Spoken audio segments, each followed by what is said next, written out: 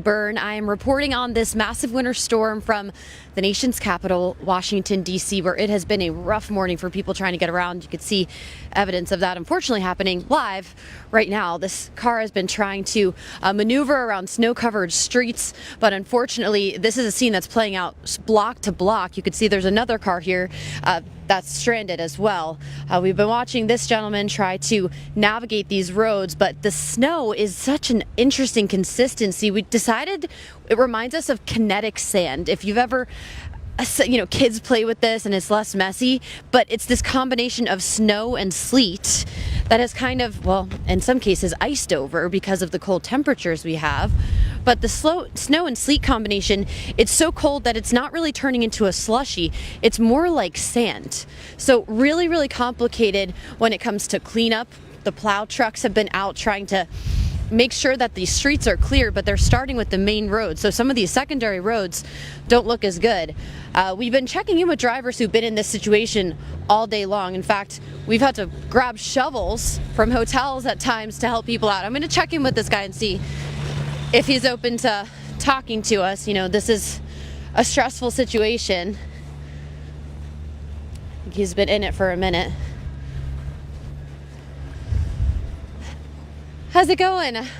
I see you're stuck there. Yeah, it's terrible. Oh, tell me about this. I'm so sorry. Yeah, it's terrible. I'm just being stuck here for a second. I'm trying to get back on the freeway. Yeah. Do you have work today or? Yeah. Yeah.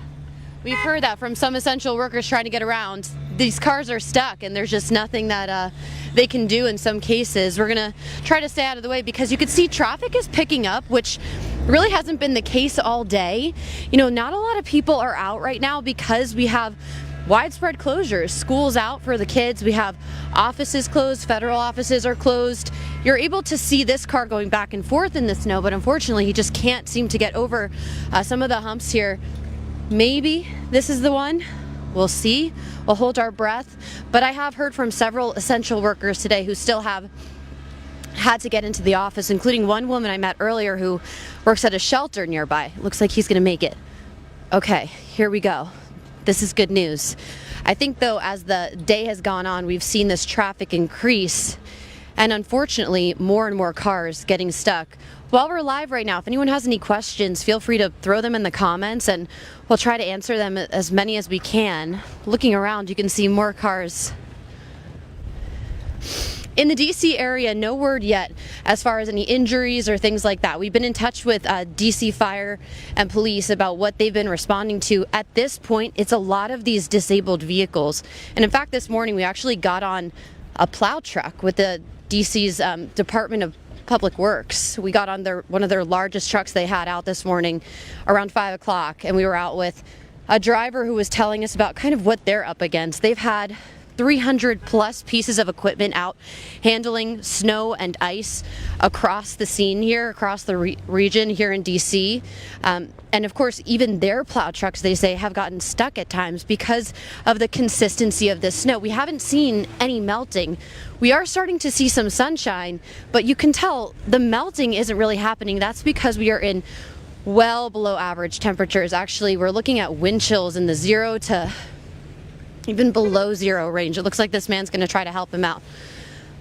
Nice guy. All right, there we go. This is the kind of Good Samaritan ship we've seen happening all day. Wonder if we can help them at all.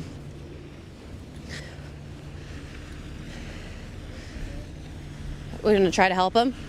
School closures wise, we've got school closures across Maryland, Virginia, and DC.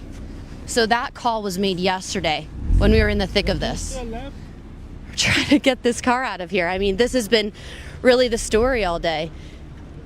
It seems like if we could just get him past this point, he'll be able to make his way around. But of course, we wouldn't want even more cars out here. If kids had to go to school, it could have been a much bigger mess. So I think that certainly was the right call when it comes to those closures for kids. But now that it's getting into the afternoon hours, it looks like more people are venturing outside, and some people do have to get to work. So this is really the challenge for a lot of folks. You've got some streets that look clear and look good to go, and then you may run into other streets that look like this, and it really just becomes a challenge getting around. We're going to keep talking to people on the ground here today.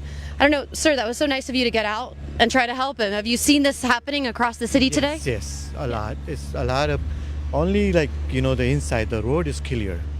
Because I drop a lot of cars. I drive a limo and Uber, so it's good. So you would be an expert on this. How are the roads? Roads are inside, like city is very bad, but the highway is very good. It's clean. Yeah. They did a good job. Yeah. How many cars do you think you've noticed? Oh, a lot of cars. Dozens, would you say? Yes, a lot of cars I see just stuck, and I cannot help them. I mean, Yeah. yes, I mean, it's helpful you got an SUV here. 4x4. Have you felt like you were getting stuck at any point? No, because I turn on 4x4, so. Yeah. Well, appreciate you Thank you. stopping, trying to help this gentleman. That was really nice of you. Thank you. Of course, we've seen scenes like this play out. This morning, we had a worker earlier who had her car stuck outside of a shelter, and we ended up borrowing shovels from nearby hotels and things like that, and it took about 30 minutes to get the car out. So I think, it's possible, it can happen, but unfortunately, it can take a while. And we've got, unfortunately, it looks like traffic building because of this situation here. This is a car that's been here all morning. We started early today, and this one, it looks like, tried to turn on this street, realized that it hadn't been plowed yet, got stuck, and just couldn't do anything about it. So scenes like this really across the city as we report on this storm. And the thing is, we've got these below freezing temperatures expected through Sunday. So that's the thing. We're not looking at any melting in the near future, making that even more of a challenge, because whatever is on the ground is likely to continue icing up, freezing over. I could show you evidence of that over here. Some of these piles of snow, this is all fresh snow that hasn't been plowed. You can see it's got this icy layer on top, crunchy. I've seen some people cleaning stuff like this up, and they've had to use metal shovels instead of plastic because of dealing with that. They're kind of crunching it up before they're able to remove that snow. So all things to consider, I think, for folks who may be in the region.